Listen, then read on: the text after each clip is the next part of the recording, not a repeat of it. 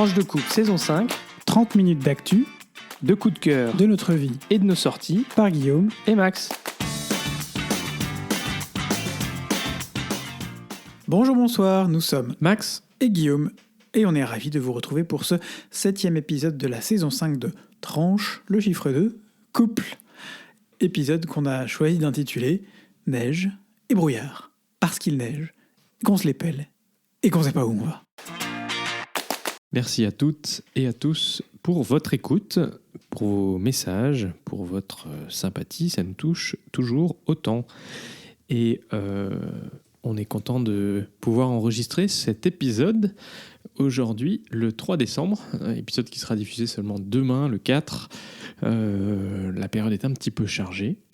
Et comme on vous le dit à chaque fois, n'hésitez pas à partager cet épisode pour nous aider à rester visibles et à nous encourager à vous proposer ce podcast régulièrement. Et on commence tout de suite la rubrique d'actu. Et Guillaume, tu nous parles de nature ? Absolument, la nature, enneigée, en Belgique, dans les Ardennes, tout ça, ou presque. Je vais vous parler, on va beaucoup vous parler d'Europe dans ce podcast, je vais vous parler de la loi européenne sur la restauration de la nature. Quates ? Eh bien, c'est une loi qui a été votée et adoptée au Parlement européen le 12 juillet dernier. Un texte crucial pour la protection des écosystèmes et pour lequel de nombreux activistes écologiques étaient mobilisés.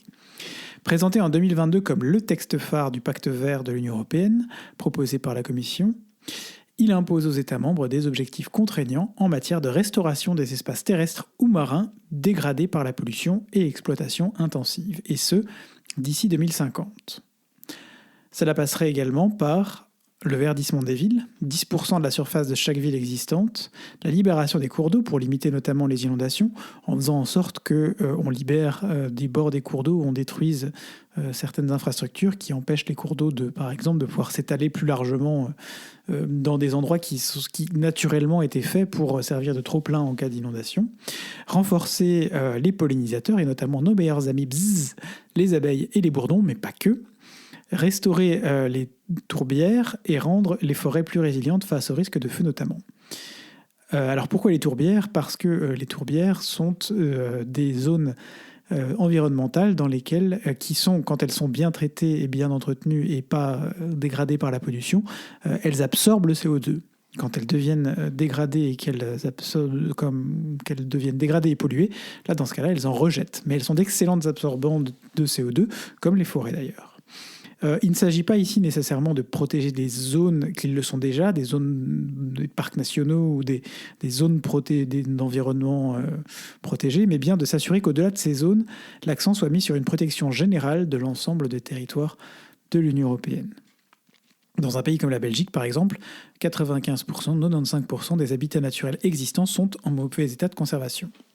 Âprement discuté, rejeté en bloc par tout ce que l'Union européenne compte de partis conservateurs, au premier rang desquels le Parti populaire européen, qui, selon certains observateurs et certaines ONG, ont travaillé dur pour vider la proposition de tout réel impact et substance. La proposition originale de la Commission reprenait en effet des objectifs de restauration quantifiés et un cadre temporel, ce qui permettait une véritable évaluation des mesures prises dans l'espace et le temps. Le Conseil avait suivi la proposition de la Commission, mais le texte adopté par le Parlement est nettement moins clair. Les groupes de pression à la manœuvre sont nombreux, notamment les représentants des agriculteurs qui craignent que ces textes rendent plus difficile la transformation des zones, de certaines zones aujourd'hui naturelles en zones agricoles. Le WWF Belgique souligne par ailleurs que la désinformation a joué un rôle considérable dans les négociations et explique en partie le résultat très mitigé de ce texte. Il rappelle que 1,2 million de signatures avaient été collectées pour demander un texte ambitieux via une pétition en ligne, que 6000 scientifiques avaient apporté leur soutien à expliquer la nécessité de cette loi, mais plusieurs campagnes de désinformation ont été lancées et ont rendu l'adoption même d'un texte au Parlement européen compliqué, et c'est une adoption qui s'est faite à seulement une 30aine de voix, ce qui est assez juste au Parlement européen. 300 voix contre et il y avait 336 voix pour. Et comme souvent concernant l'Union européenne, la question qui se pose est bien de savoir comment appliquer ces mesures à 27 États. Et c'est d'ailleurs des ONG que viendra peut-être le salut, puisqu'elles devraient avoir un levier nouveau de pression sur les politiques pour pousser au respect des échéances acceptées par les États membres, même si les dites échéances sont bien moins claires à ce jour dans le texte adopté au Parlement européen que dans le texte qui est passé par la Commission et par le Conseil. Du coup, effectivement, comme le Parlement européen et le Conseil n'ont pas adopté le même texte, on fait une négociation sur la base du texte de la Commission qui n'aboutit pas au même texte. C'est un petit peu comme quand l'Assemblée nationale et le Sénat modifient des textes et ce ne sont pas les mêmes. Alors. Et donc, on a le trilogue. Voilà, le trilogue, ça rassemble à nouveau la Commission et les deux co-législateurs, donc le Conseil et le Parlement européen. Et là, il va falloir réconcilier les textes, et donc chacun va devoir faire des concessions. Donc on peut espérer que l'ambition remonte lors de la négociation du trilogue. Ou au contraire qu'elle baisse encore radicalement, mais ça, on espère que ce ne sera pas le cas. Oui, si jamais il faut faire du nivellement par le bas, parfois le compromis, c'est par le bas. Non ? Oui, mais si tu dis que le Conseil s'était mis plutôt sur la position de la Commission et que le Parlement était il l'avait un peu édulcoré bas, quand même. Mais c'était plus ambitieux que la proposition du Parlement. Affaire à suivre, tu nous tiendras au courant du coup. Tout à fait, absolument. Nouvelle actu, Max, tu vas nous parler de l'élection plus ou moins surprise aux Pays-Bas de Geert Wilders, aka l'épouvantail de l'extrême droite. Exactement, c'est quand même une surprise et un effroi que le parti populiste de Geert Wilders... Vous avez dit que c'était glacial et brouillard. Effectivement, soit arrivé en tête des élections législatives aux Pays-Bas, parce que, naturellement, on sait aux Pays-Bas que son parti fait quand même a grossi ces dernières années, mais il n'est passé en tête des sondages que quelques jours avant les élections. Et alors, on peut se poser la question, qu'est-ce qui va arriver ? Alors, la probabilité qu'il obtienne une majorité au Parlement et devienne Premier ministre est en fait assez faible, parce que les autres partis ont dit qu'ils ne voudraient pas de faire coalition avec lui. Alors, le second parti aux élections, qui est l'Alliance gauche écologiste, est mené par Frank Timmermans. Vous vous en souvenez peut-être, un ancien commissaire européen, vice-président de la Commission européenne de Ursula von der Leyen, qui est arrivé deuxième avec 25 sièges, tandis que le parti VVD de centre-droit a remporté 24 sièges. Mais pour autant, ce n'est pas aussi simple que d'arriver à former une coalition qui mène en fait, qui rassemble les différents groupes parlementaires de gauche et de droite. Et donc, s'annoncent des négociations assez difficiles. La dernière fois, ça avait mis 7 mois pour former une coalition et donc un gouvernement. Et on s'attend à ce que ce soit encore plus long cette fois-ci. Autant dire qu'on n'est pas prêt d'avoir un gouvernement aux Pays-Bas. Mais alors du coup, on va essayer de prendre un petit peu dans cette rubrique de hauteur. Et d'une perspective européenne, ça fait quand même assez froid dans le dos, parce que Geert Wilders, si jamais il arrivait à la table du Conseil européen en tant que Premier ministre des Pays-Bas, ça fait quand même un petit peu froid dans le dos. Il y retrouverait bien sûr l'ami Orban, on sait que déjà en Italie, il y a Giorgia Meloni aussi. Donc finalement, pour l'ultra-droite, cette élection de Geert Wilders, c'est plutôt une bonne nouvelle et un allié finalement de poids sur la scène européenne. Du côté de la présidente du Rassemblement national à l'Assemblée nationale, Marine Le Pen, comme d'ailleurs du président de la Hongrie, Orban, tous les deux ont félicité Geert Wilders pour son élection le 23 novembre dernier. Et en Italie, c'est le leader du parti d'extrême droite, la Ligue, Matteo Salvini, qui lui aussi ne tarit pas d'éloges pour qualifier ces élections de grand succès et s'afficher en photo avec Geert Wilders. Voilà. Mais finalement, si on prend encore un peu de recul, on a dans 6 mois les élections législatives européennes, le Parlement européen va être renouvelé. Et donc là, il y a quand même une grande crainte parce que dans près d'une douzaine de pays européens, notamment en France et en Allemagne, on a des partis anti-immigration, voire anti-musulmans, qui sont, ou anti-islam, qui sont vraiment en force et qui arrivent dans les sondages assez haut. voire en première ou en seconde place. Donc, Rassemblement national en France aujourd'hui est en tête des sondages. Et il y a un peu une espèce de coalition de ces partis d'extrême droite pour essayer de s'organiser autour d'un programme commun. Et d'ailleurs, ils vont se réunir, ou ils se sont réunis aujourd'hui à Florence, à la forteresse Médicis, pour essayer d'initier leur campagne pour les élections européennes et avoir un espèce de manifesto commun. Et c'est vrai qu'aujourd'hui, on peut quand même se demander, vous l'avez entendu dans la rubrique précédente, le Parlement européen, c'est quand même le co-législateur avec le Conseil. Et donc, si on a un fort groupe de l'extrême droite au Parlement européen, ça va quand même avoir un impact fort. Et souvent, ces poussées de l'extrême droite, eh bien, elles se traduisent aussi par potentiellement des partis qui prennent le pouvoir, hein, comme en Slovaquie ou en Hongrie, en Italie. Et donc, il peut y avoir aussi une forte poussée dans la représentation des gouvernements et donc au Conseil, et donc potentiellement des lois qui sont portées et aussi pour influencer la Commission européenne vers une orientation qui est clairement populiste. Et ça, je crois qu'il faut qu'on en ait tous bien conscients quand même. Donc vous avez tous une voix à jouer parce que pour les élections européennes, chacun de nous peut voter et influencer le résultat des élections. Chaque voix compte, encore une fois, c'est proportionnel.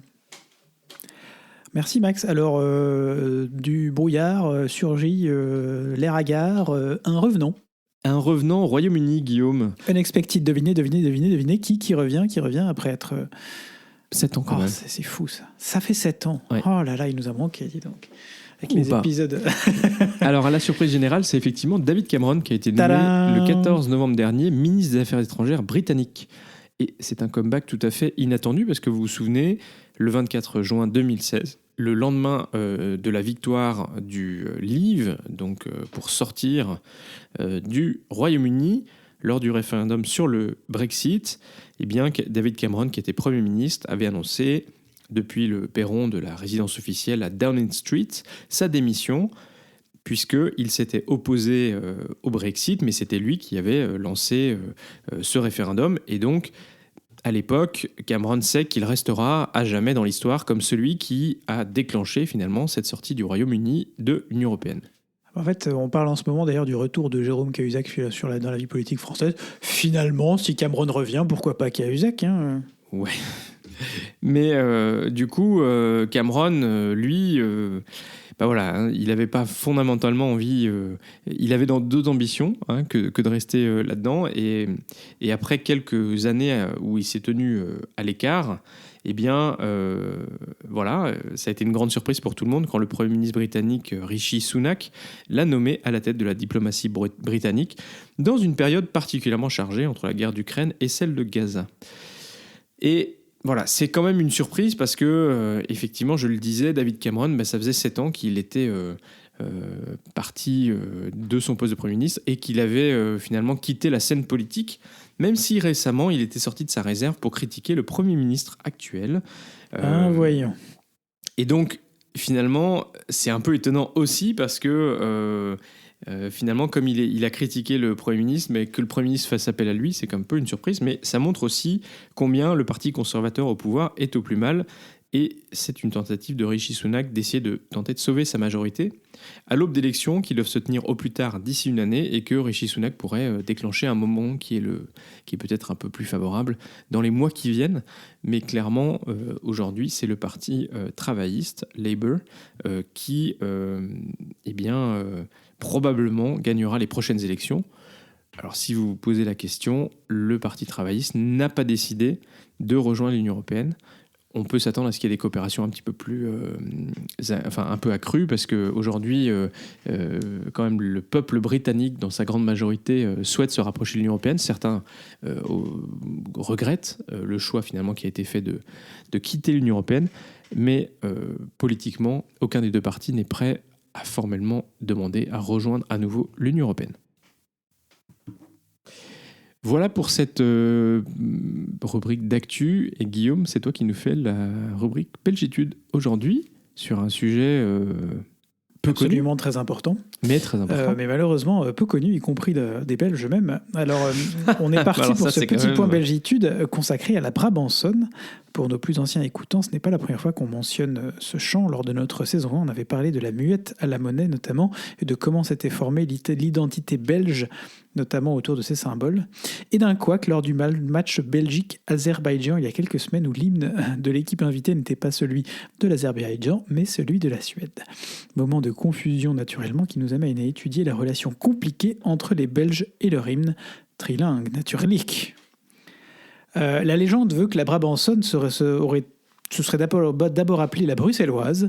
Elle aurait été créée dans un café bruxellois un soir de septembre 1830 par un soldat, Hippolyte Louis-Alexandre Dechet, Ah oui, quand même compliqué comme nom. acteur français au Théâtre de la Monnaie, voilà, encore et toujours la Monnaie, mieux connu sous le nom de Genneval, qui commence à réciter les vers d'un texte qu'il avait composé et qui traduit les aspirations des révolutionnaires de l'époque. On rappelle, la Révolution belge n'a pas a coupé la débuté. N'ont coupé la tête à personne. Ils auraient bien aimé couper la tête à Guillaume d'Orange-Nassau à l'époque, le prince des Pays-Bas. Mais la Révolution a donc commencé à l'Opéra, à la Monnaie, pendant une représentation de la fameuse muette. Et a amené les premières paroles de cet hymne à être quand même relativement anti-prince d'Orange-Nassau, on va pas se mentir.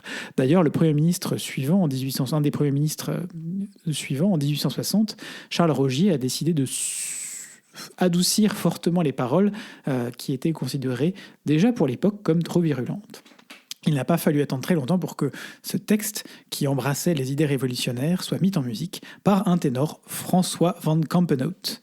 Première exécution publique de l'hymne national belge au Théâtre de la Monnaie. Encore ? On y revient encore au début du mois d'octobre 1830, avec donc les paroles originelles. La partition a donc été naturellement modifiée pour l'adapter aux paroles de Charles Rogier.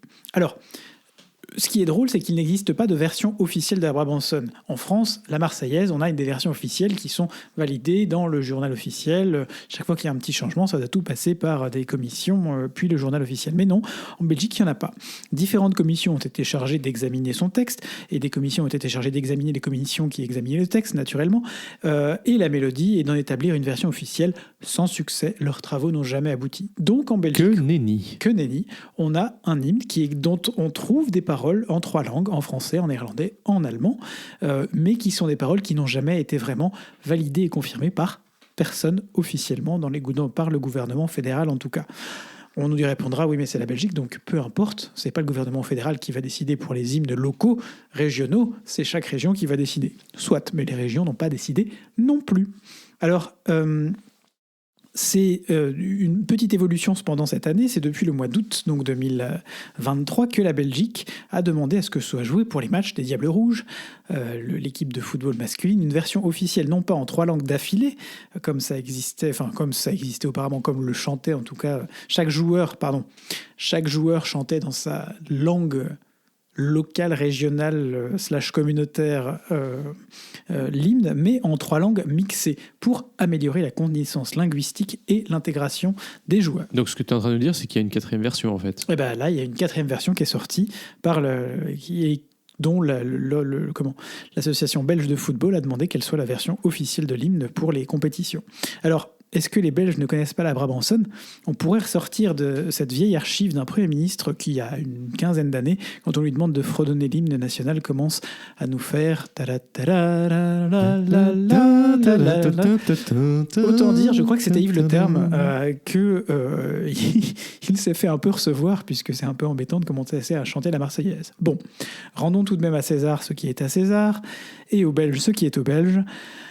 Et mentionnons qu'en France, où pourtant l'hymne est en une seule langue, en français, quoi, selon une étude parue en 2016, pas trouvé plus récent, mais ça n'a pas dû fondamentalement changer malgré le SNU, Service National Universel, où bien entendu les participants apprennent la Marseillaise, seuls 3 Français sur 10 étaient capables de chanter le refrain de la Marseillaise par cœur. Ah là là, toutes ces icônes qui... Ah oui, le refrain, oui, bien sûr. Même pas les couplets. Même pas les couplets. Bien sûr. En même temps, vous me posez la question, je ne suis pas certain que je connais au-delà du 2e couplet. Ah oui, ça casse le mythe quand même. Hein. C'est le brouillard dans les hymnes nationaux. Rubrique vite couple maintenant. Alors on est un peu dans le brouillard parce qu'on se dirige vers Noël, mais comme depuis quelques mois, c'est toujours un peu compliqué pour nous, mais on voulait quand même vous parler de ce que c'est que l'esprit de Noël pour nous et comment on essaye quand même de faire en sorte que dans notre maison règne un esprit de Noël. Alors vas-y Max, raconte-nous ton esprit de Noël. Le traquenard. T'as vu, hein Merci Guillaume. Je te passe la parole, je suis Exactement. sympa. Mais t'inquiète pas, moi, je vais te repasser la parole très vite. Je m'en doute. Et oui, donc parce que depuis le 24 novembre, eh bien, conformément à ce que vous avions annoncé dans le dernier... constitution de notre couple, dans la charte de vie. Article 37, alinéa 3. Eh bien, les chants de Noël ont commencé à résonner dans cette maison.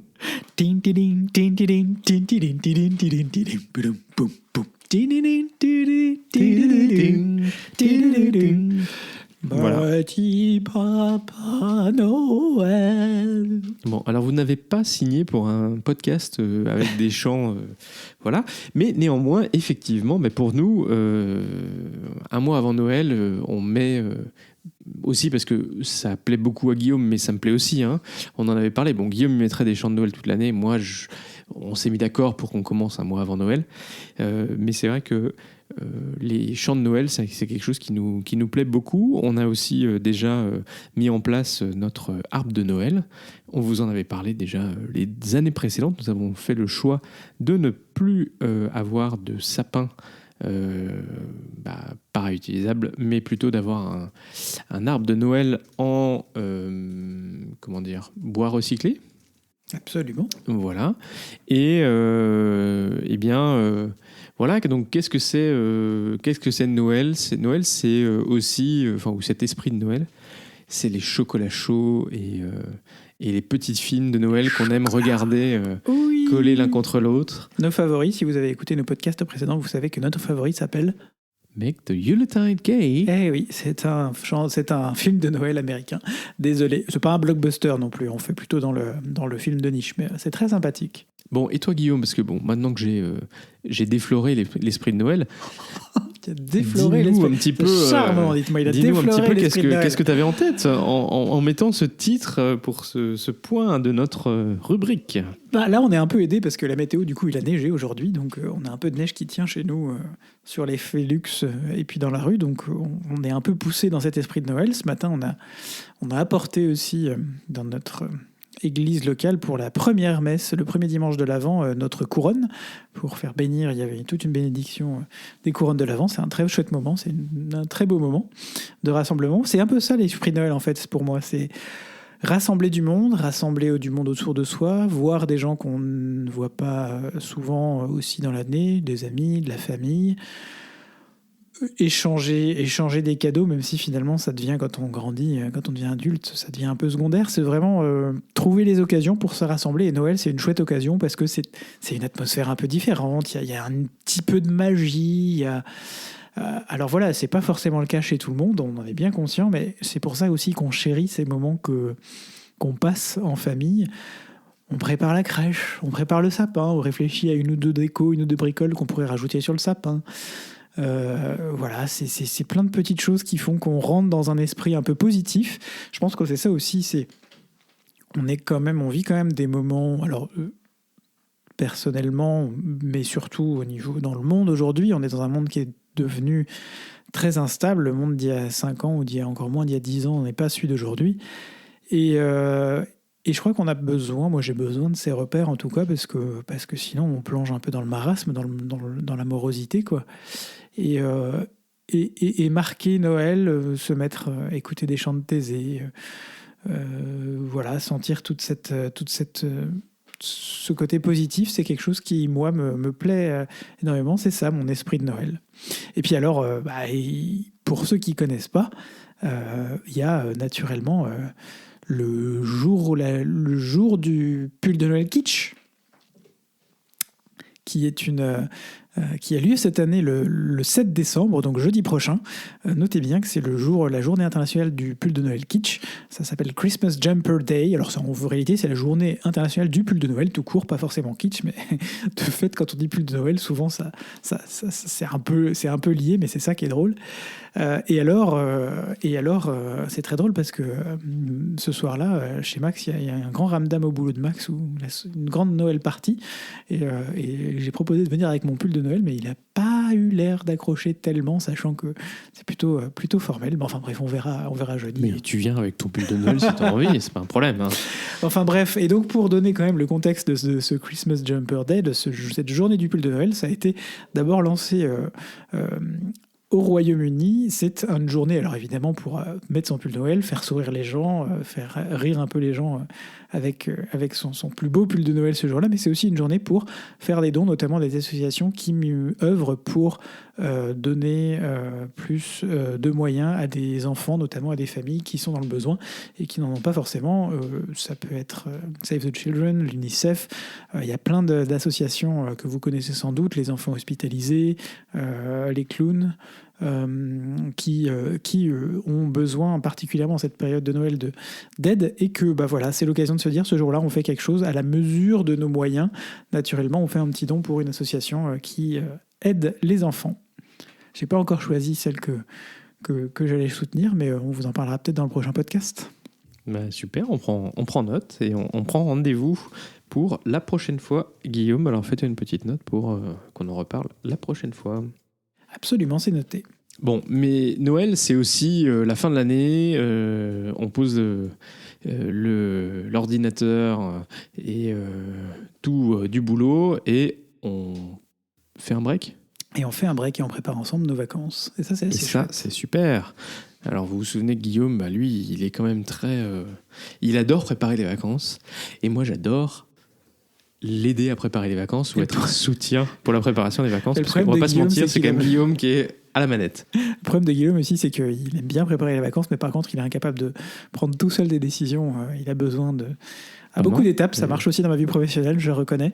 De m'assurer que les décisions que je prends vont dans le bon sens et sont partagées par l'ensemble des parties prenantes, n'est-ce pas? Oui, mais tu es aussi une partie. Moi, j'ai aussi envie de prendre des décisions avec toi, je te rassure. Je t'aime beaucoup, mais... ça, c'est sympa. Ça, c'est la révélation de ce podcast. La confiance il m'aime beaucoup.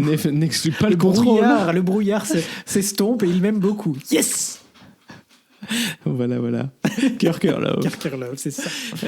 La confiance n'exclut pas le contrôle, mon chouchou. Confiance n'exclut pas le contrôle. Vous voyez? Bah oui, mais j'ai pas envie de me retrouver en plein milieu de nulle part. Je vous laisse digérer ça. Avec un truc que je Alors, découvre. On part au Canada, et autant vous dire que on vous en reparlera peut-être dans le prochain podcast parce que le temps passe, mais quand je lui ai proposé une auberge au bord d'un lac, mais un peu rustique, et puis une autre un petit peu plus... disons high level, il n'a pas hésité 2 minutes. Hein. Bah, bien sûr, j'ai pris le logement rustique. Mais bien sûr, tu veux laisser nos auditeurs comme ça dans le brouillard? Oh. Ça se fait trop. Oh. Bon, écoute, en même temps, c'est nos 4 jours cocooning, découverte du moins 18 polaire canadien, dans la forêt, sur le lac gelé, à faire de la motoneige. Et du chien de traîneau. Oui. Faut quand même que ça pète, quoi. Ouais. Non, mais ça va être chouette, sans doute. On vous en reparlera. Mais voilà, ça, c'est nos petites vacances. Et puis, alors, dernier point dans cette rubrique vie de couple, comment on prend soin l'un de l'autre sans en avoir l'air? Parce que parfois, l'autre est ronchon. Et là, je dois reconnaître que c'est un mea culpa que je fais, parce que aujourd'hui est une journée où j'étais particulièrement ronchon. Il y a des jours avec et des jours sans. On ne maîtrise pas forcément toujours tout. Mais par contre, on apprécie de savoir que l'autre est à nos côtés et qui nous soutient, même si on râle. Pour le meilleur et pour le Shakespeare. Pour le meilleur et pour le Shakespeare. Mais alors, le Shakespeare, c'est un peu le drama, quoi. Tu vois, le ronchon, le drama, enfin bon. Et oui. Mais quelle forme ça prend, du coup, pour toi, Max? De quoi? De prendre soin de l'autre? De prendre soin, par exemple, de moi quand je suis ronchon. Tenir la main, de te faire des câlins. J'essaie de te dire que tout va bien se passer, que tu vas y arriver, qu'on va y arriver. Et voilà, simplement d'être là pour toi. Après, parfois, C'est une petite attention je aussi. me prends un petit mur, je me prends un petit... voilà, il faut persévérer. Et il est persévérant, le bougre. Il essaye d'être persévérant. Écoute, c'est normal quand même. Et pour clôturer, Guillaume, aujourd'hui, tu nous fais une petite rubrique spiritualité pour changer. Absolument. Rubrique spiritualité parce que on a assisté hier soir à la passation de flambeau entre frère Aloïs et frère Matthew. Il n'y avait pas vraiment de C'était flambeau. le samedi de décembre, à la veille de l'Avent. Alors pour ceux qui ne connaissent pas, frère Aloïs, c'était le prieur de la communauté de Thésée. Vous savez que la communauté de Thésée, c'est une communauté qui compte beaucoup pour nous. Pour rappel, c'est une communauté monastique œcuménique basée à Thésée en Bourgogne, qui compte aujourd'hui une centaine de frères catholiques et de diverses origines protestantes, de 30 nationalités. 75 à Thésée et 25 dans 7 fraternités à travers le monde, Asie, Afrique, Amérique latine et Europe. Et donc la communauté a vécu un moment qui ne lui était simplement jamais arrivé dans ses 80 ans d'histoire. En effet, c'est la passation de charge entre deux prieurs, ça ne s'était jamais produit. Malgré ses donc 80 ans d'existence, la communauté n'a connu que 3 prieurs. Et là, je me rends compte qu'une partie de mon texte a été gentiment effacée par moi, sans doute. Donc, je vais improviser. Merci Google Doc. Et pourquoi donc Guillaume n'a-t-elle connu qu'une seule cérémonie de passation alors qu'il y avait 3 prieurs ? Parce que le premier prieur de la communauté, frère Roger, a été malheureusement assassiné en 2005 par une fanatique d'origine roumaine pendant une prière en août 2005, et que donc il n'y a pas eu de passation formelle avec frère Aloïs qui lui a succédé. Frère Aloïs savait, et la communauté savait que c'était son successeur désigné, mais voilà, il n'y a pas eu de passation. Donc hier, c'était une grande première pour la communauté. Alors frère Aloïs, il a quand même connu 18 ans comme prieur cette communauté, c'est beaucoup. Il a connu des moments pas faciles, notamment toute la gestion des abus. Il y a eu aussi toute une série de mesures mises en place à Thésée après la découverte d'un certain nombre d'abus dans les années 80, notamment dans la communauté, 70-80. Il a connu aussi toute une transition, et il connaît la transition aussi religieuse, des jeunes qui s'intéressent moins à la religion, comment les intéresser toujours. Alors, la communauté de Thésée, c'est très particulier, donc il y a toujours eu quand même cette spécificité qui fait que les jeunes y viennent, mais voilà, ça a été pour lui, il l'a dit dans plusieurs interviews, notamment à La Croix, que pour lui, c'était une décision qui était logique après 18 ans de vie commune. Il a donc consulté les frères. La règle de Thésée prévoit en fait simplement que le prieur va désigner un frère pour assurer une continuité après lui. Il dit avoir senti le besoin de consulter donc les frères, je le disais, avant de décider quel sera le nouveau prieur. Il a prié, réfléchi, et puis il a décidé que ce serait frère Matthew, un Britannique qui est né en 1965 à Pudsey, au Royaume-Uni, et qui est rentré à Thésée à 21 ans. Andrew, il est anglican, alors c'est aussi un symbole, puisque frère Roger était protestant, frère Aloïs était catholique d'origine, et puis, il est toujours d'ailleurs, et frère Andrew est anglican. C'est une alternance d'appartenance confessionnelle d'un prieur à l'autre que frère Aloïs voit comme un signe important, un rappel de la vocation de la communauté à chercher l'unité chrétienne et à être, selon l'intuition de son fondateur, une petite parabole de communion. Donc hier, c'était le passage de relais,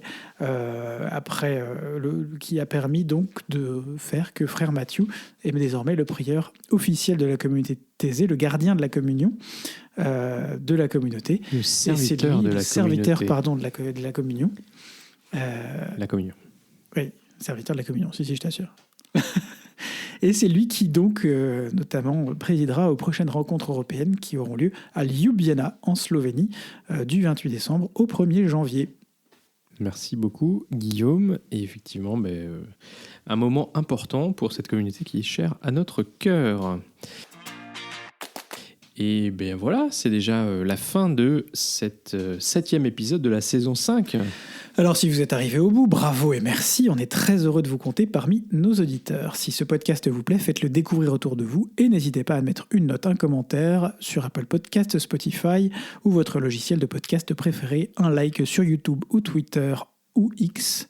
Blue Sky. On a un compte Blue Sky maintenant ? On a un compte Blue Sky, effectivement. Il va falloir que j'alimente un peu, je suis désolé, je suis un peu...